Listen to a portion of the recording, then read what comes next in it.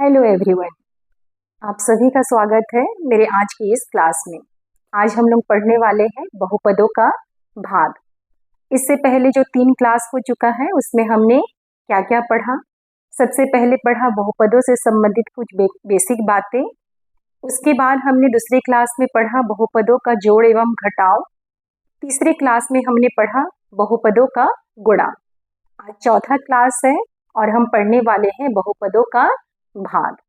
उम्मीद करती हूँ कि आज सभी बच्चे कॉपी और पेन लेके बैठे हैं।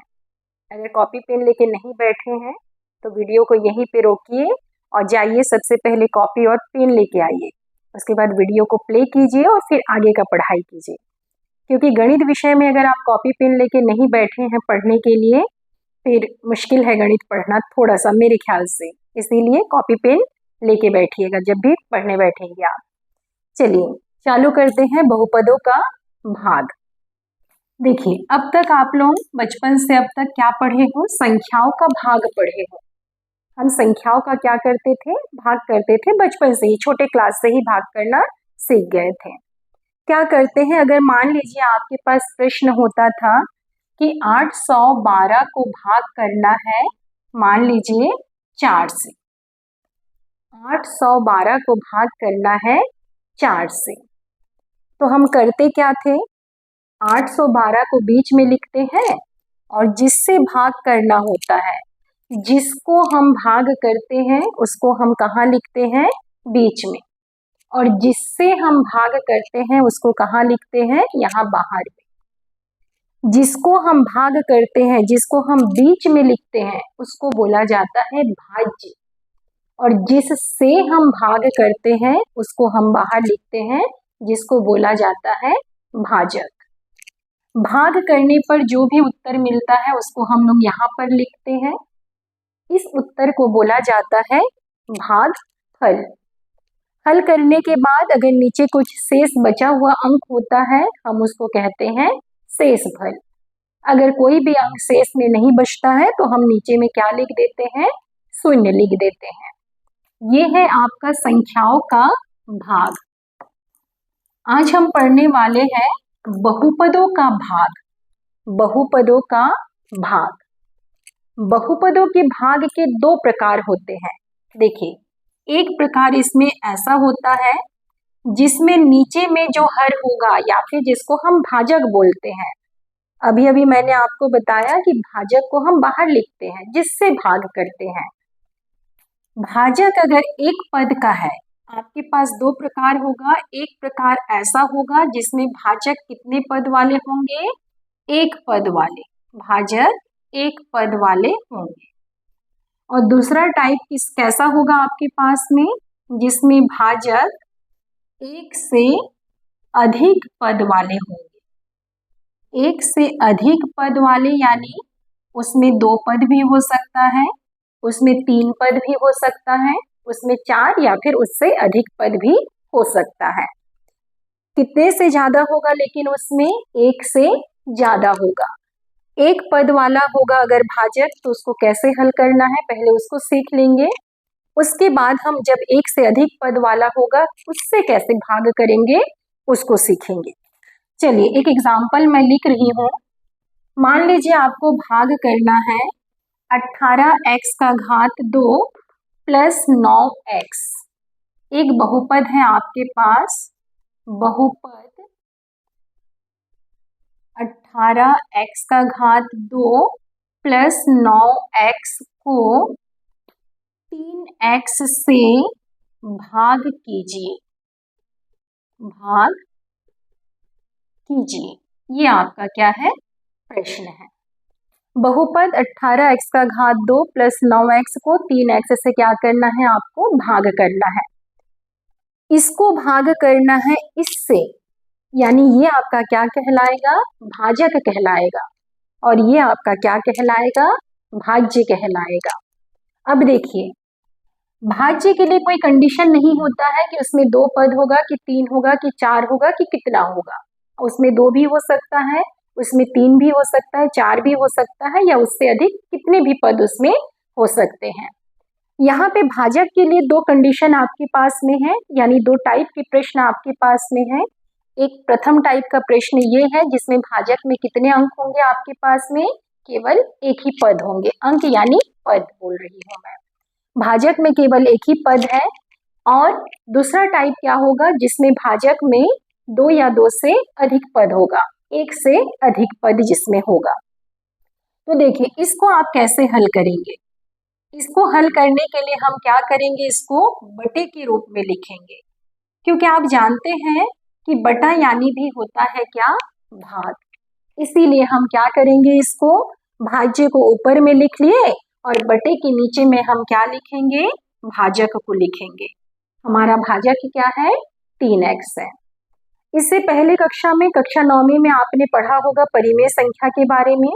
हम जानते हैं कि बटे के नीचे में जो संख्या होता है उसको हम हर बोलते हैं और ऊपर में जो होता है उसको क्या बोलते हैं, अंश बोलते हैं। अब देखिए इसको अगर हम ध्यान से देखें तो यहाँ ऊपर में आपको दो पद दिख रहा होगा, एक पद ये है और एक दूसरा पद ये है। नीचे में बटे के नीचे यानी हर में आपको केवल एक ही पद दिख रहा है। ऐसी स्थिति में आपको क्या करना है, जब इस प्रकार का गणित मिलेगा आपको जिसमें हर में केवल नीचे में एक ही पद होगा और अंश में एक से अधिक पद होगा। मैं अंश और हर इसलिए बोल रही हूँ क्योंकि मैंने इसको बटा के रूप में लिखा है। अब बटा के ऊपर वाले को अंश और बटा के नीचे वाले को हर बोलते हैं।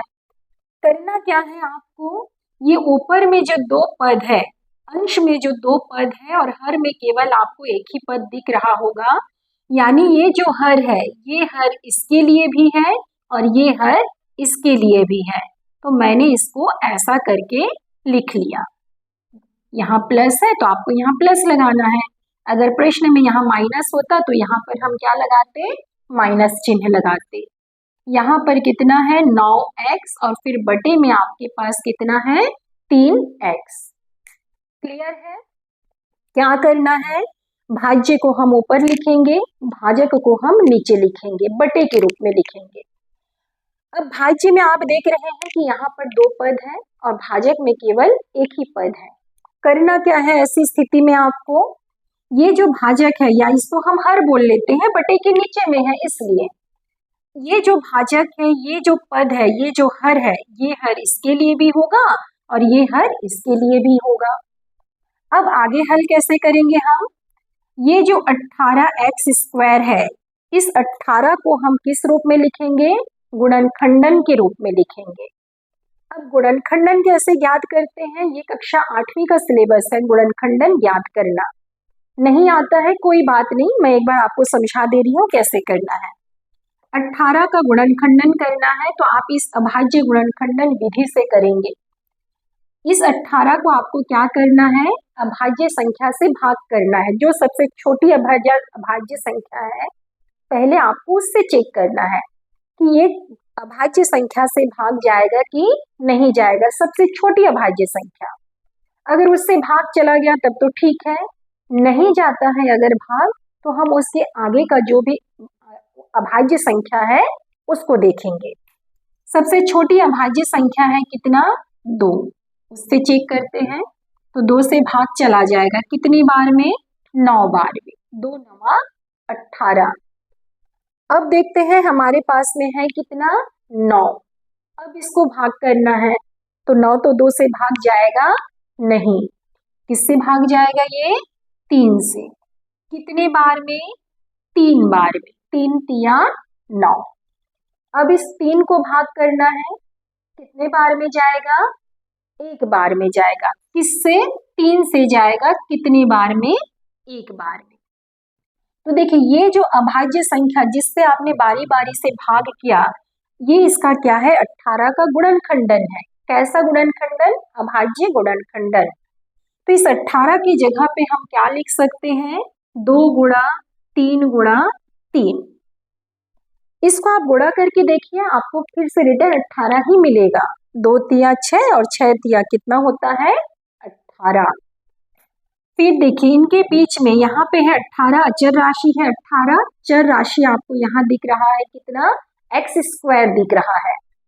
यहाँ दोनों राशियों के बीच में आपको कोई भी चिन्ह नहीं दिख रहा है, यानी ये क्या है, गुणा का चिन्ह है। तो इसलिए मैंने यहाँ पे कौन सा चिन्ह लगा दिया, गुणा का चिन्ह लगा दिया। अब एक्स स्क्वायर यानी एक्स का कितने बार गुणा हो रहा है, यहाँ पर 2 बार, इसीलिए मैंने इसको किस रूप में लिखा, एक्स गुणा एक्स के रूप में। बटे में आपके पास कितना है, 3x। अब 3 और x के बीच में कोई भी चिन्ह नहीं है, यानी गुणा का चिन्ह है, तो मैंने इसके बीच में लगा दिया क्या, गुणा। यहाँ प्लस है तो हमने प्लस लिख लिया। ठीक उसी प्रकार आपको क्या करना है, 9 का भी अभाज्य गुणनखंडन ज्ञात कर लेना है। इसी विधि से ही आप ज्ञात करेंगे। 9 का अभाज्य गुणनखंडन ज्ञात करना है। 9 किससे भाग जाएगा, क्या 2 से भाग जाएगा क्या, 9 2 से भाग नहीं जाएगा। जो सबसे छोटी अभाज्य संख्या है सबसे पहले आपको उसी से ही चेक करना है। तो ये 9 2 से भाग नहीं जाएगा, ये जाएगा किससे भाग, 3 से। कितने बार में, 3 बार में, 3 तिया 9। अब कितने से भाग जाएगा, ये फिर से 3 से जाएगा, कितने बार में, 1 बार में। ये जो अभाज्य संख्या मिला है ये किसका गुणनखंडन मिला आपको, 9 का मिला। 9 की जगह पर हमने लिखा 3 गुणा 3। अब देखिए 9 और x के बीच में कोई भी चिन्ह नहीं है, यानी इसके बीच में कौन सा चिन्ह है, गुणा का चिन्ह है, तो हमने लगाया गुणा का चिन्ह और फिर x का x हमने उसमें लिख दिया। और फिर बटे में आपके पास में क्या है, 3x। 3 और x के बीच में कोई भी चिन्ह नहीं है, यानी गुणा का चिन्ह है, इसीलिए हमने उसके बीच में कौन सा चिन्ह लगा दिया, गुणा का चिन्ह लगा दिया। अब देखिए यहाँ अंश में आपको ये चीज दिख रहा है 2 3 3 x और नीचे में आपको 3 और x दिख रहा है। अब हमें देखना है कि ऊपर का जो भी अचर राशि या जो भी चर राशि है और नीचे में जो भी अचर और चर राशि है, क्या ये आपस में कटेगा कि नहीं कटेगा। काटने का मतलब ये होता है कि किसी एक ही संख्या से ऊपर का अंक और नीचे का अंक दोनों ही क्या होना चाहिए, भाग जाना चाहिए।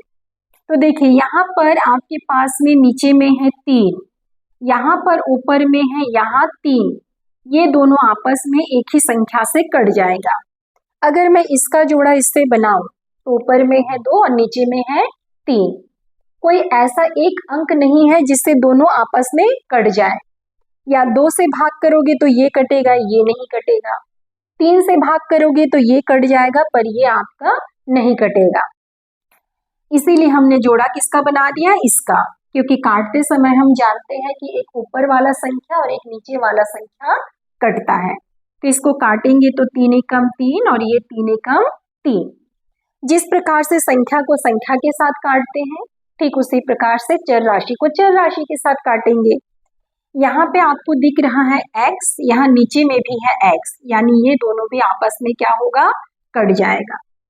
ठीक उसी प्रकार इसमें देख लेते हैं। इसमें आपके पास है 3 और 3, यानी ये दोनों आपस में कट गया। यहाँ x और यहाँ x, दोनों x क्या होगा, आपस में कट जाएगा। अब जो भी आपके पास शेष बचा हुआ है हम उसको लिख लेते हैं। आपके पास बचा है यहाँ 2, फिर गुणा 1, फिर गुणा 3, फिर गुणा क्या, x, और बटे में यहाँ पे कितना बचा है, 1 बचा है। ठीक इसी प्रकार इसको देख लेते हैं। यहाँ पे बीच में प्लस है तो प्लस लिख लेंगे। यहाँ पे आपके पास कितना बचा, 1 गुणा 3 और फिर बटे में कितना बचा है, 1। अब जो शेष बचा हुआ अंक है इसको हम क्या करेंगे, आपस में गुणा कर लेंगे। हम जानते हैं कि जब भी हम गुणा करते हैं तो अंश में जो भी संख्या या अचर राशि या चर राशि होती है हम उसको ऊपर में ही गुणा करते हैं और नीचे वाले संख्या को नीचे वाला ही गुणा होता है। तो यहाँ पे केवल 1 है तो इसको तो करने की जरूरत है नहीं। इसको गुणा करेंगे तो 2 एकम 2, 2 तिया 6 और 6 गुणा x, यानी कितना हो जाएगा, 6x। अब बटे में हर में 1 है तो जिस प्रकार से गुणांक में 1 होने से लिखने की जरूरत नहीं होती, जिस प्रकार से घात में 1 होने से लिखने की जरूरत नहीं होती है, ठीक उसी प्रकार से अगर बटे के नीचे में हर में 1 होता है तो उस 1 को लिखने की जरूरत नहीं होती है। ये है आपका कितना, 6 प्लस x, सॉरी 6x है, 6 प्लस नहीं 6x है। यहाँ पे प्लस है तो इस प्लस को हम यहाँ लिखेंगे और जब हम इसका गुणा करेंगे तो मिलेगा कितना, 3। इसके नीचे में, बटे के नीचे में 1 है तो उस 1 को लिखने की जरूरत नहीं है। अब देखिए आपको मिला कितना, 6x + 3 मिला। क्या हम दोनों को आपस में हल कर सकते हैं क्या? ये दोनों आपस में, ये है 6x और ये है 3, तो क्या ये आपस में हल होगा क्या? ये दोनों आपस में हल नहीं होगा। कारण देखो, ये एक चर राशि है या ये एक चर पद है और ये क्या है, अचर पद है, तो दोनों को हम आपस में जोड़ या घटा नहीं सकते हैं। चिन्ह के अनुसार यहाँ प्लस है तो हम क्या बोलेंगे, इन दोनों को हम आपस में जोड़ नहीं सकते। कारण क्योंकि इसके साथ चर राशि है, इसके साथ कोई भी चर राशि नहीं है। ये एक चर राशि है और ये एक अचर राशि है, तो हम चर को अचर के साथ में हल नहीं कर सकते हैं।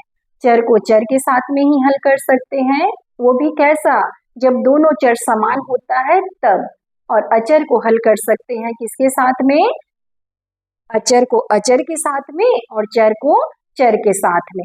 ये था टाइप 1, जिसमें आपको क्या करना है, आधार जो भी है, ये जो आपका क्या है, हर है, उस हर को बारी बारी से दोनों में लिखना है।